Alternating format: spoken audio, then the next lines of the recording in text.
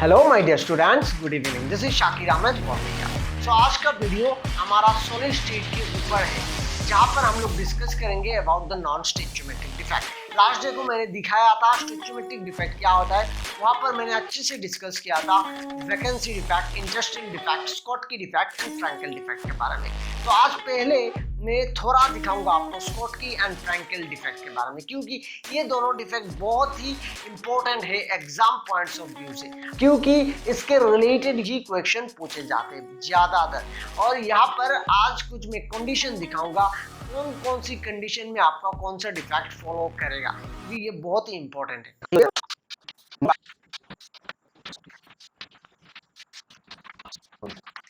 तो फर्स्ट हम देखेंगे स्कॉटकी डिफेक्ट में बारे में। साइज ऑफ आयंस, आयंस मतलब आपका कैटायन और एनायन। स्कॉटकी डिफेक्ट में कैटायन और एनायन का साइज किस तरह हो सकता है, तो in case of Schottky defect आप नाम से देख सकते हो, एससी मतलब साइज इज कंपेरेबल, याद रखिए एससी मतलब साइज इज कंपेरेबल। तो in case of Schottky defect आपका कैटायन और एनायन का साइज क्या होगा, कंपेरेबल साइज होगा। तो हम लोग लिख सकते हैं size of cation is comparable with size of anion। ठीक है, तो यहाँ पर कोऑर्डिनेशन नंबर क्या हो सकता है अगर कैटायन एनायन का साइज कंपेरेबल है। फॉर एग्जांपल कैटायन का साइज कुछ इस तरह है, ठीक है, ये कैटायन का साइज, और एनायन का साइज भी कुछ इस तरह है, क्योंकि कंपेरेबल साइज है मतलब दोनों का साइज बराबर होगा, थोड़ा डिफरेंस रहेगा, ज्यादा डिफरेंस नहीं होगा। तो देखिए ये अगर मैं कैटायन को कवर करना चाहता हूँ इस एनायन से, तो कुछ इस तरह होगा,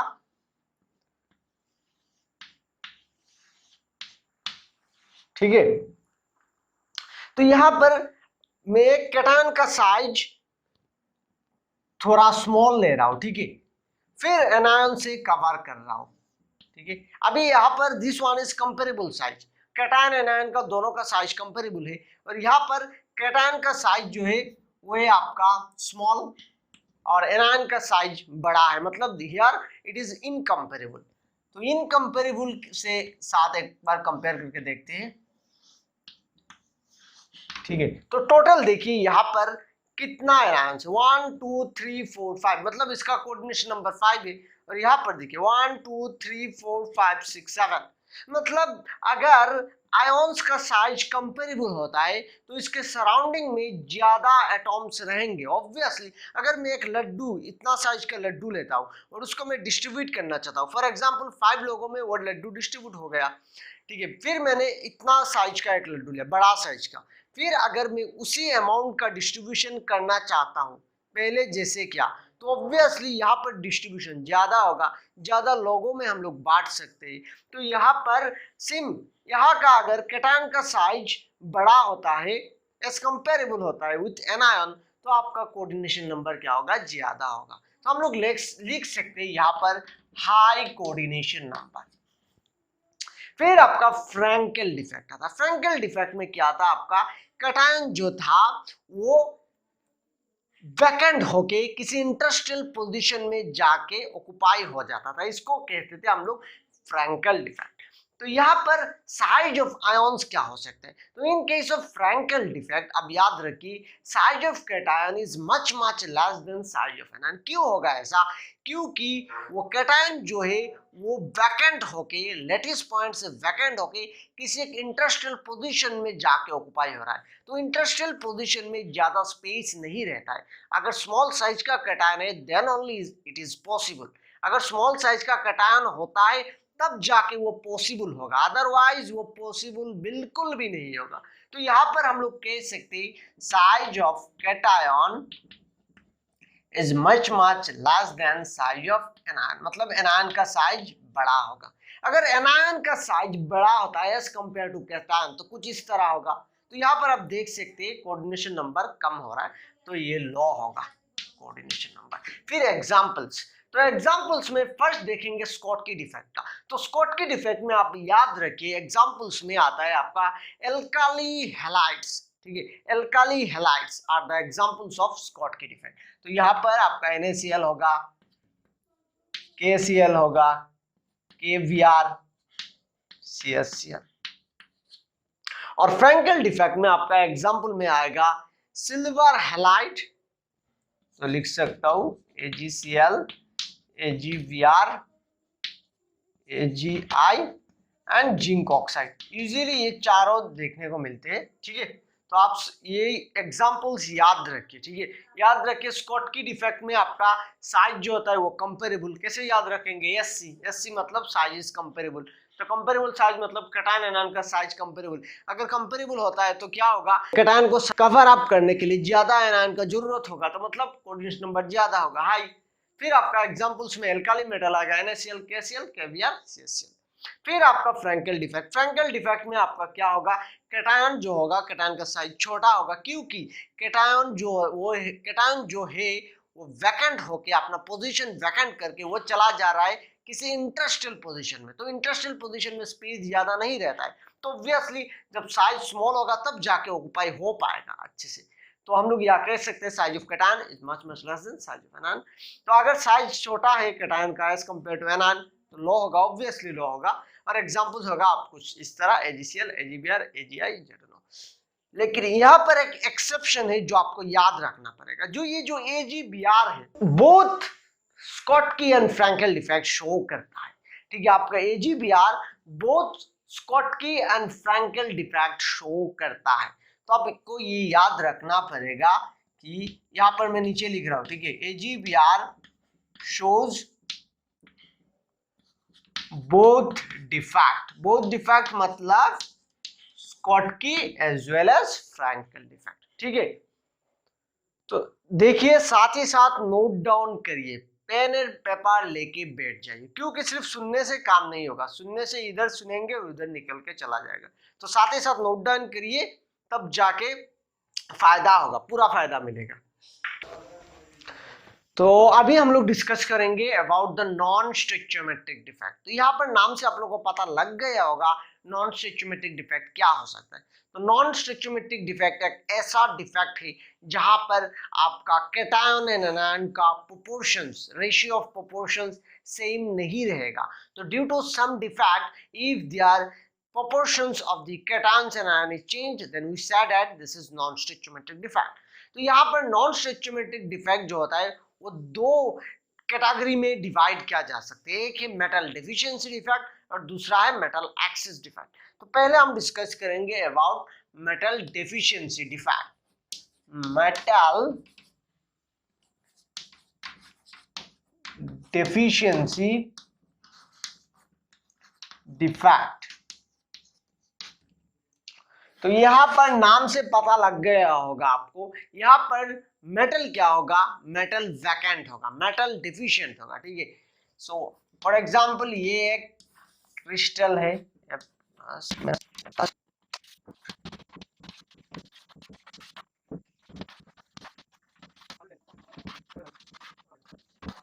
ये एक परफेक्ट क्रिस्टल है, ठीक है। तो अभी आप बताइए यहाँ पर मेटल जो होगा डेफिशिएंट, वो कैटायन डेफिशिएंट होगा या एनायन डेफिशिएंट होगा। तो वीडियो को पॉज करके बताइए कि मेटल यूजुअली आपका कैटायन होता है या फिर एनायन होता है। वीडियो को पॉज करके बताइए। तो ऑब्वियसली मेटल जो होगा वो कैटायन ही होगा, क्योंकि मेटल में आपका वैलेंस इलेक्ट्रॉन मिलता है और वैलेंस इलेक्ट्रॉन मिलने के कारण वो इलेक्ट्रॉन लूज करता है, लूज करने के बाद कैटायन फॉर्म हो जाता है। तो यहाँ पर मेटल डेफिशिएंसी मतलब मेटल क्या हो जाएगा, एक गायब हो जाएगा। हम लोग मेटल को गायब कर देते हैं, एक को हटा देते हैं, ठीक है। तो हटाने के बाद ये मेटल डेफिशिएंसी तो क्रिएट हो गया, लेकिन प्रॉब्लम ये हो गया कि यहाँ पर इलेक्ट्रिकल न्यूट्रलिटी मेंटेन नहीं हो रहा है। मतलब यहाँ पर पहले जो कैटायन का चार्ज था, कैटायन काउंट करिए 1 2 3 4 5 6, टोटल 6 कैटायन था पहले, और एनायन भी 6 था। देखिए 1 2 3 4 5 6, टोटल 6 है। मतलब ये इलेक्ट्रिकल न्यूट्रलिटी मेंटेन कर रहा है, न्यूट्रल है। लेकिन जब A+ को मैंने रिमूव कर दिया तब क्या हो गया, ये 5:6 हो गया। मतलब इलेक्ट्रिकल न्यूट्रलिटी मेंटेन नहीं कर रहा है, अभी न्यूट्रल नहीं है। तो क्या करना होगा, यहाँ पर जो चार्ज है वो दूसरा कोई कैटायन कैरी कर लेगा, करके ये A2+ हो जाएगा। तो ये A2+ कब हो सकता है? अगर ये आपका कैटायन, ये आपका मेटल अगर कैपेबल होता है इलेक्ट्रॉन लूज करने का, अगर ये इलेक्ट्रॉन लूज करेगा तब जाके 2+ होगा। मतलब यहाँ पर मेटल एक ऐसा मेटल होगा जो वेरिएबल ऑक्सीडेशन स्टेट शो करता है। तो यूजुअली ट्रांजिशन मेटल में ही आपका मेटल डेफिशिएंसी डिफेक्ट देखने को मिलता है। मेटल डेफिशिएंसी डिफेक्ट देखने को मिलता है आपका ट्रांजिशन मेटल में, ठीक है। तो ट्रांजिशन मेटल में मेटल डेफिशिएंसी डिफेक्ट देखने को मिलता है, जहां पर आपका ये जो मेटल है वेरिएबल ऑक्सीडेशन स्टेट शो करता है। फॉर एग्जांपल पहले था आपका Fe2+ और फिर इलेक्ट्रॉन लूज करके हो जाएगा Fe3+। तो कुछ इस तरह हो सकता है। तो यहाँ पर भी ऐसे ही होगा, जब ये कैटायन निकलेगा तब आपका यहाँ पर एक चार्ज आ जाएगा। तो ये कब होगा? अगर ये एक्स्ट्रा वेरिएबल ऑक्सीडेशन स्टेट अगर शो करता है तब ही होगा। तो ये कुछ मेटल डेफिशिएंसी डिफेक्ट ऐसा होगा, ठीक है। तो कुछ इस तरह आपका मेटल डेफिशिएंसी डिफेक्ट होगा। तो मेटल डेफिशिएंसी डिफेक्ट के कारण आप देखिए इधर आपका डेंसिटी जो है वो डिक्रीज हो जाएगा, क्योंकि ऑब्वियसली इसका मॉलिक्यूलर मास डिक्रीज हो रहा है, तो इसका डेंसिटी डिक्रीज हो जाएगा। इसका स्टोइचियोमेट्रिक रेशियो डिफेक्ट चेंज होगा, मतलब ये नॉन स्टोइचियोमेट्रिक है। इसका इलेक्ट्रिकल न्यूट्रलिटी सेम रहेगा, ठीक है। तो कुछ ऐसा होगा। तो ये याद रखिए, ये आपका मेटल डेफिशिएंसी डिफेक्ट जो है वो आपका वेरिएबल ऑक्सीजन मतलब transition metal deficiency defect show करते हैं। नंबर 2 है metal access defect.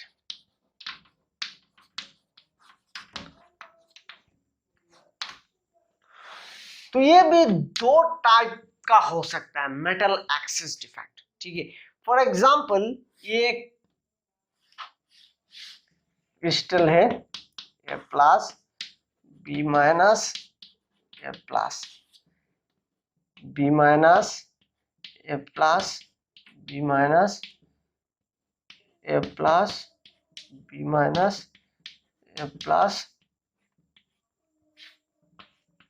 B-, A+, B-, A+, B-, ठीक है, ठीक है। तो कुछ इस तरह होगा, एक क्रिस्टल है कुछ इस तरह।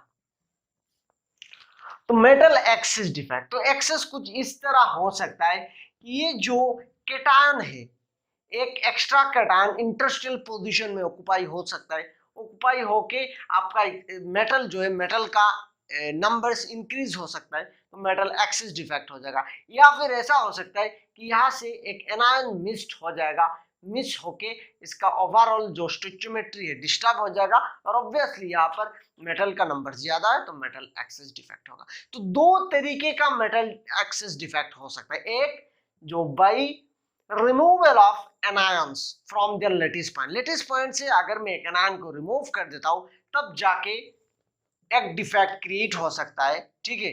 और दूसरा डिफेक्ट क्रिएट होगा जब हम लोग इंटरस्टेलर पोजीशन में इस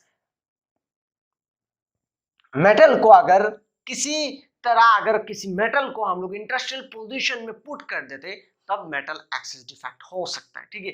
तो फर्स्ट हम लोग डिस्कस करेंगे ड्यू टू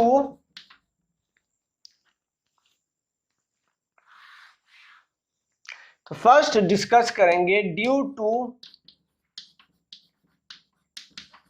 एनायन वैकेंसीज, ठीक है। अगर एनायन को हम लोग वैकेंट कर देते हैं लेटिस पॉइंट से, ठीक है, तब जाके ये मेटल एक्सेस डिफेक्ट क्रिएट हो सकता है, ठीक है। तो यहां पर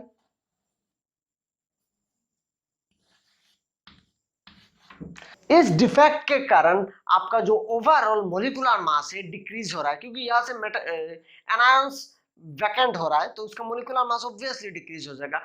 इस रीजन के कारण आपका डेंसिटी भी डिक्रीज हो रहा है, बट यहाँ पर इलेक्ट्रिकल न्यूट्रलिटी मेंटेन हो रहा है, जरूर मेंटेन हो रहा है, ठीक है। जब ये एनायन निकलेगा तब यहाँ पर एक इलेक्ट्रॉन रह जाएगा, तो यहाँ इसके लिए इसका जो कंडक्टिविटी है कंडक्टिविटी भी जनरेट होता है। तो ये इलेक्ट्रॉन आने के कारण यहाँ पर कंडक्टिविटी भी जनरेट होता है, ठीक है।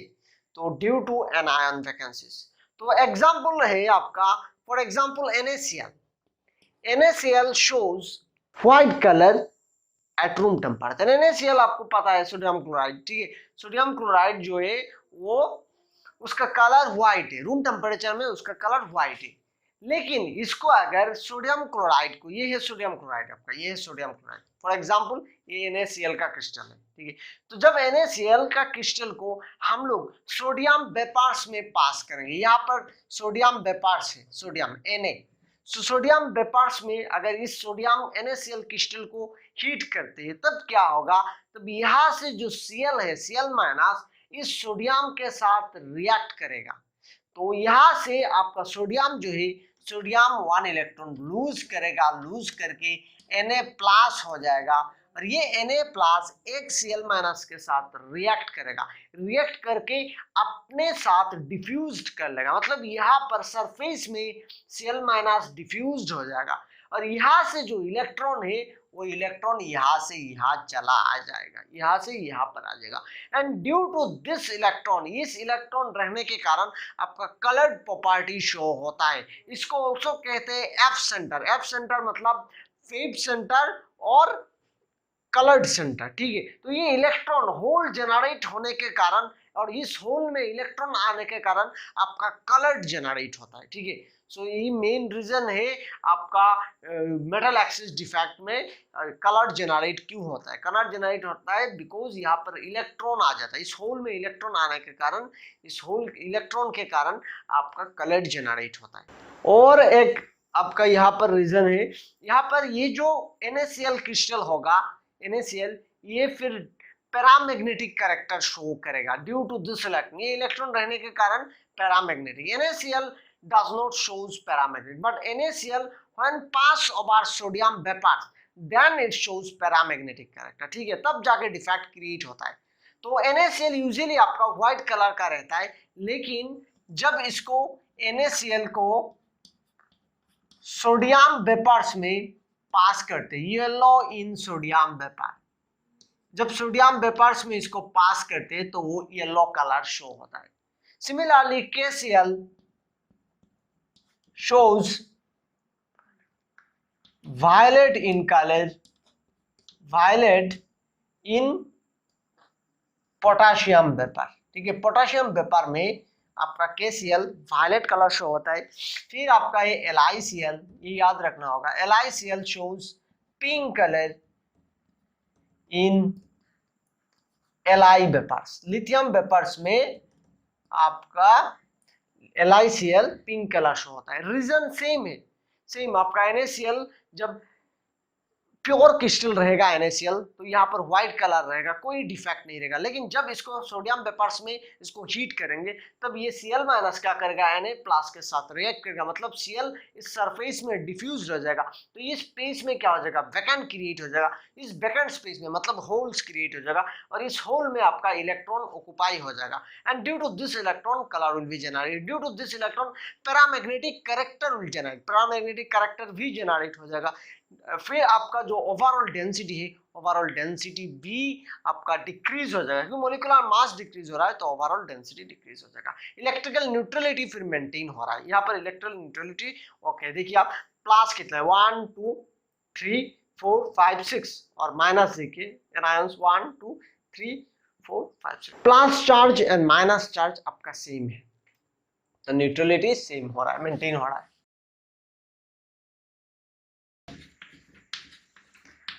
Presence of cations, presence of extra cations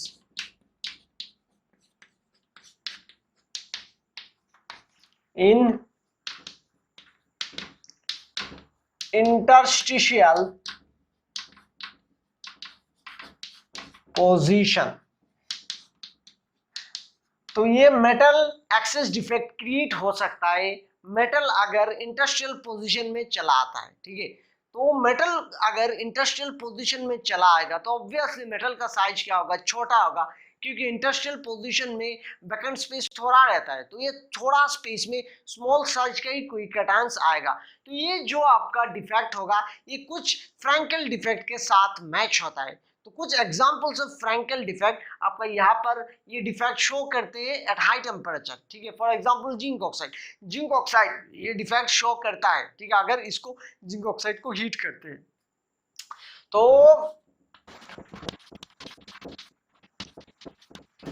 for example ये क्रिस्टल लैटिस है, ठीक है। सो इस क्रिस्टल लैटिस में क्या होगा, कुछ आपका डिफेक्ट क्रिएट होने के कारण यहाँ पर एक कैटायन चला जाएगा, ठीक है। तो एग्जांपल मैंने बताया था जिंक ऑक्साइड, तो यहाँ पर Zn2+ इंडस्ट्रियल पोजीशन में चला आएगा। अगर यहाँ पर एक कैटायन चला आता है तो इसके चार्ज देखिए प्लस है, तो ओवरऑल देखिए इलेक्ट्रॉन न्यूट्रलिटी जो है वो डिस्टर्ब हो गया। तो एक इलेक्ट्रॉन चाहिए इसको बैलेंस करने के लिए, तो इस इंडस्ट्रियल पोजीशन में मतलब दूसरा इंडस्ट्रियल पोजीशन में इलेक्ट्रॉन चला जाएगा, और ड्यू टू दिस इलेक्ट्रॉन आपका जो ओवरऑल कंडक्टिविटी है वो कंडक्टिविटी जनरेट हो जाएगा आपका।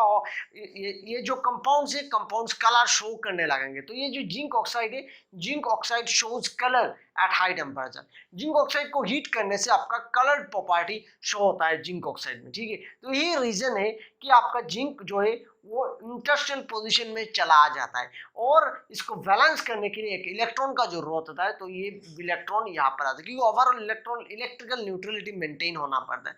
तो यहाँ पर आप देख सकते हैं जो ओवरऑल डेंसिटी है वो डेंसिटी इंक्रीज हो जाएगा, क्योंकि ये एक्स्ट्रा कैटायन है। तो यहाँ पर हम लोग कुछ इस तरह इस डिफेक्ट को स्टडी कर सकते हैं, ठीक है। सो डिफेक्ट कंप्लीट हो गया। अभी एक न्यूमेरिकल देखते हैं, बहुत इंपॉर्टेंट है ये numerical.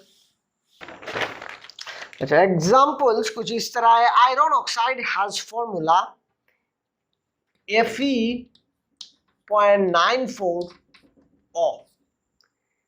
What fraction of Fe exist as Fe3+, मतलब परसेंटेज ऑफ Fe3+ निकालना है इन FeO, ठीक है। सो अब यहाँ पर FeO फॉर्मूला है, ठीक है। अगर ये एक न्यूट्रल कंपाउंड है तो formula will be like that FeO, ऐसा कुछ फॉर्मूला होना चाहिए था, ठीक है। और ऑक्सीजन का हमें बैलेंस ही तो पता ही, ऑक्सीजन का बैलेंस ही है 2-, क्योंकि ऑक्सीजन का एटॉमिक नंबर 8 है, तो 8 होने से 1s2 2s2 2p4। तो अगर यहाँ पर देखिए, अगर मैजिक नंबर लिखता हूँ 288, तो यहाँ पर 2 है, ये 2 है। यहाँ पर देखिए टोटल 6 नंबर ऑफ इलेक्ट्रॉन है, और यहाँ पर 8 इलेक्ट्रॉन है। तो ऑक्टेट फिल करने के लिए और ऑक्टेट फॉलो करने के लिए 2 इलेक्ट्रॉन चाहिए, तो इसका वैलेंसी 2 होगा। तो अगर ये O2- है तो इसका इलेक्ट्रिकल न्यूट्रलिटी मेंटेन करने के लिए ये 2+ होना चाहिए था इसको, और ओवरऑल ये Fe1O1 होना चाहिए था, ऐसा कुछ होना चाहिए था ऑब्वियसली। Fe1O1 होने से ये 2+, 2- है। लेकिन यहाँ पर देखिए Fe.94 है, O1 जरूर है लेकिन Fe.94 है, मतलब Fe कुछ डिक्रीज हो गया। क्यों डिक्रीज हुआ? क्योंकि यहाँ पर जो 2+ में पकड़ के चल रहा हूँ, यहाँ पर ये 2+ नहीं है, कंप्लीटली 2+ नहीं है। कुछ आपका पोर्शन Fe3+ का भी होगा, यहाँ पर कुछ पोर्शन Fe3+ का होगा। क्यों होगा? यहाँ पर देखिए 2- के साथ जब 1 को 1 मल्टीप्लाई करते हैं तो क्या होता है -2, 2+ के साथ 1 को मल्टीप्लाई करते हैं +2 होगा। यहाँ पर देखिए ये भी 2- है, 2- के साथ 1 को अगर मल्टीप्लाई करते हैं तो -2 हो जाएगा, बराबर है।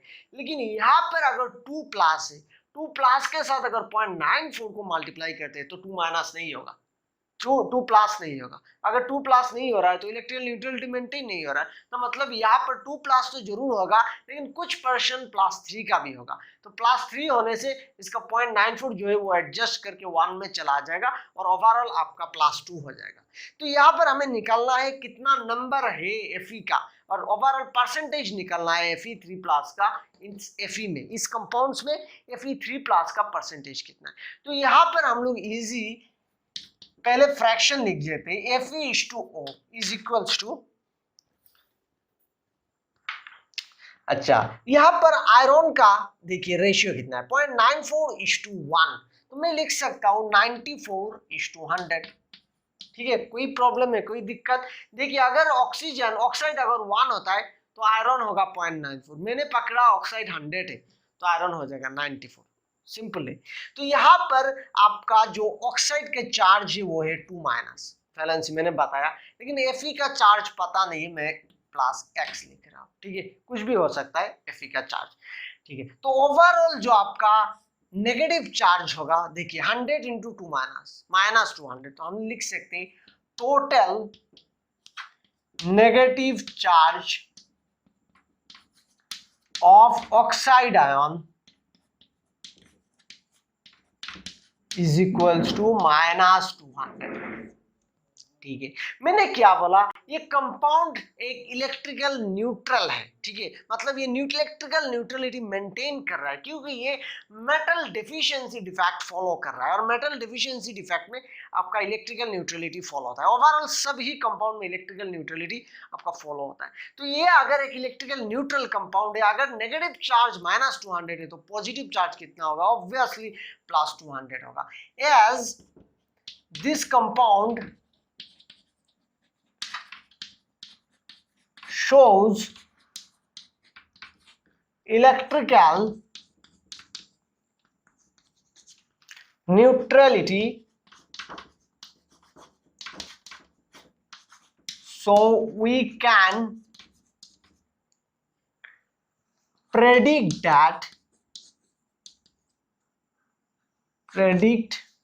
that total positive charge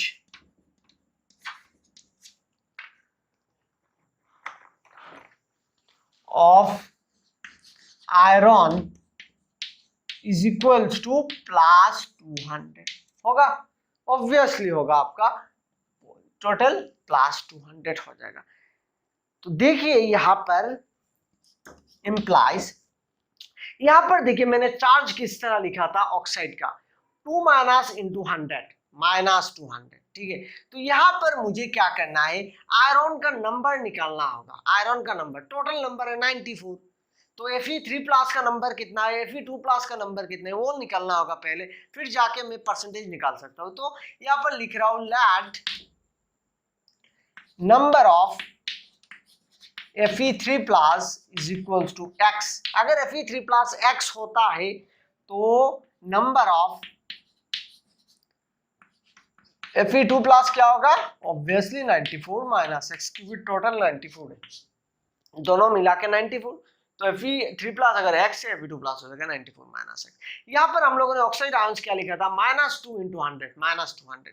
तो यहाँ पर हमें Fe+x नहीं पता है, +x क्या है नहीं पता, हमें +3 एंड +2 पता है, +3 है x, +2 है 94 - x। तो हम लोग यहाँ ऑब्वियसली लिख सकते हैं +3 को x के साथ मल्टीप्लाई कर देंगे, यहाँ पर जैसे -2 को 100 के साथ मल्टीप्लाई किया था, यहाँ पर +3 को x के साथ मल्टीप्लाई कर देंगे, 3x हो जाएगा, +2 को इसके साथ मल्टीप्लाई कर देंगे, तो 2 into 94 - x equal to 200 implies. आप इसका कैलकुलेशन करिए, देखिए x का वैल्यू 12 होगा, ठीक है। तो अभी मुझे निकालना है percentage of Fe3+ in FeO, ठीक है। तो यहाँ पर x का अमाउंट है 12, x क्या है, नंबर ऑफ Fe3+, तो मैं ऑब्वियसली यहाँ पर लिख सकता हूँ percentage of Fe3+, note down कर लीजिए, ठीक है, सब कुछ नोट डाउन कर लीजिए। तो percentage of Fe3+ is equal to, Fe3+ का नंबर है 12 आउट ऑफ 94 इंटू 100, तो ये कैलकुलेशन करने के बाद आपका आएगा 12.8%, 12.8%, ठीक है। तो इस तरह हम लोग सॉल्व कर सकते हैं। तो इसके बाद और एक लेक्चर रहेगा जहां पर इम्प्योरिटी डिफेक्ट एंड कुछ प्रॉपर्टीज डिस्कस करेंगे, ठीक है। तो आई थिंक नेक्स्ट लेक्चर में मैं कंप्लीट कर दूंगा, फिर मैं कुछ इंपॉर्टेंट क्वेश्चन डिस्कस करूंगा related on NEET and JEE mains, ठीक है। तो कॉम्पिटिटिव एग्जाम के रिलेटेड कुछ प्रॉब्लम्स डिस्कस करेंगे। तो चलिए आज के लिए इतना ही, थैंक यू।